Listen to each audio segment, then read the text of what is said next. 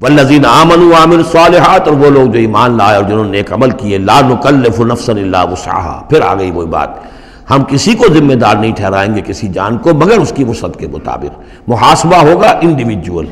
ہم نے کیا کیا کچھ اسے دیا تھا اس کے حساب سے ہم اس سے حساب لیں گے۔ اولئک اصحاب الجنہ، وہ ہوں گے جنت والے، ہم فیہا خالدون، اور اس میں رہیں گے ہمیشہ ہمیشہ۔ ونزعنا ما فی صدورہم من غل، اور ہم نکال دیں گے جو کچھ ان کے سینوں میں ہوگا ایک دوسرے کی طرف سے کوئی میل، یعنی اہل ایمان بھی انسان ہوتے ہیں، شکوے شکایتیں ہو جاتی ہیں، دینی جماعتوں میں بھی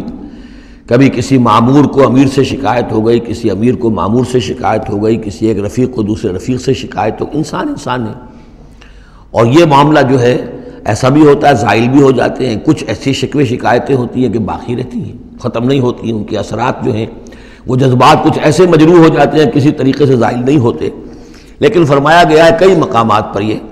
کہ اللہ تعالیٰ اہل جنت کو جنت میں داخل کرنے سے پہلے جو بھی اہل ایمان میں سے کسی کے لیے ان کے دل میں کوئی کدورت ہوگی، کوئی میل ہوگا، وہ نکال دے گا،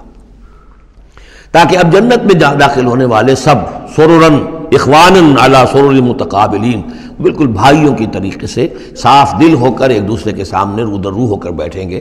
اور ان کے اندر کوئی غل نہیں رہے گا۔ یہی دعا بھی ہے جو ہمیں تلقین کی گئی ہے،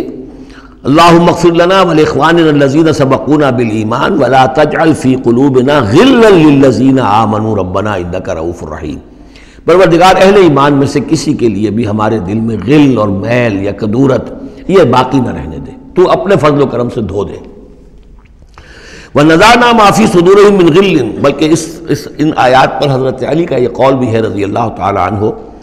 کہ سورہ ہجر کی آیت کے ضمن میں خاص طور پر آتا ہے شان نزول میں، تو انہوں نے فرمایا کہ یہ میرے اور معاویہ کے کا ذکر ہے جو یہاں ہو رہا ہے۔ ظاہر بات ہے جنگیں ہوئی ہیں حضرت علی رضی اللہ عنہ اور حضرت معاویہ رضی اللہ عنہ، تو کتنی کچھ ہو گئی ہوگی شکایت ایک دوسرے سے،